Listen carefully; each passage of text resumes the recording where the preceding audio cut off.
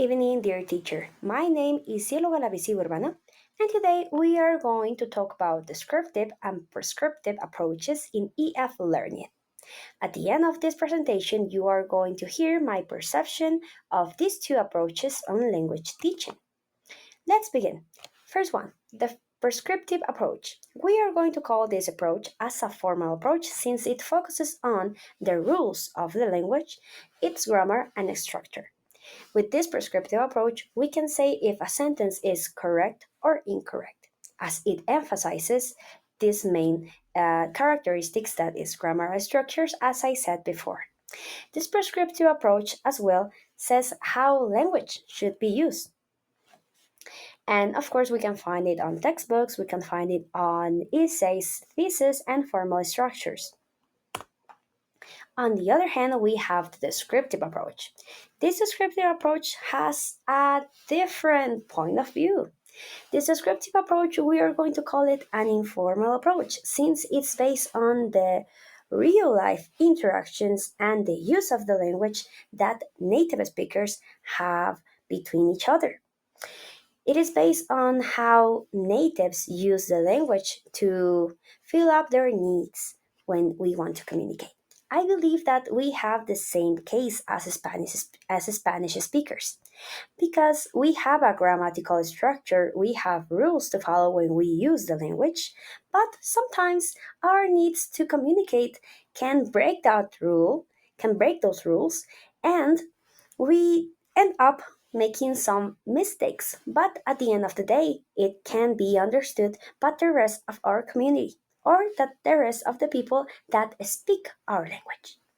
This descriptive approach describes patterns used by native speakers, and some expressions of it can be y'all, ain't, that I know it is mostly used on Texas, and some mistakes that sometimes toddlers do, like where we at.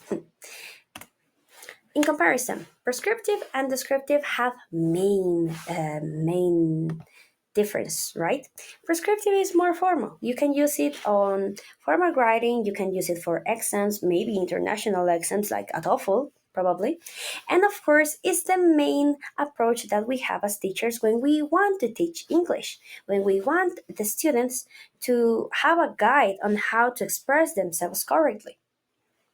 I believe that this prescriptive approach is the first one we have to take when we introduce new learners of English to this language. It focuses on rules and norms that at the end it helps them. In the descriptive approach, it is also important because it observes actual language use, which is our final goal, that the students understand every approach and every meaning of the English.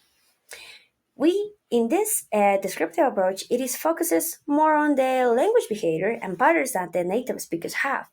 And of course, it is helpful to improve the speaking and listening skills of our students. What is my personal reflection of these two approaches? I believe that the two of them are important and the two of them we have to improve and we have to include them when we are teaching English. As I said before, the prescriptive approach is more like a guide for beginners.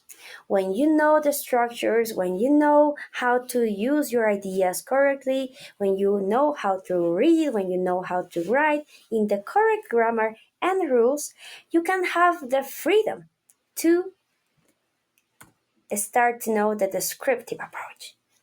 I believe that the descriptive approach is important as well because, as I said before, our goal is that the students can understand maybe some idioms, maybe some patterns that they are not uh, taught on books, for example. And we don't want that our students can be lost when they have these situations. For example, gonna, wanna, and all that stuff. So, that is my personal reflection, and I believe that as a teacher, I am going to use these two approaches to take the best of my students and that they can speak English properly in the future. Thank you so much for watching, teacher, and I hope you have a great night.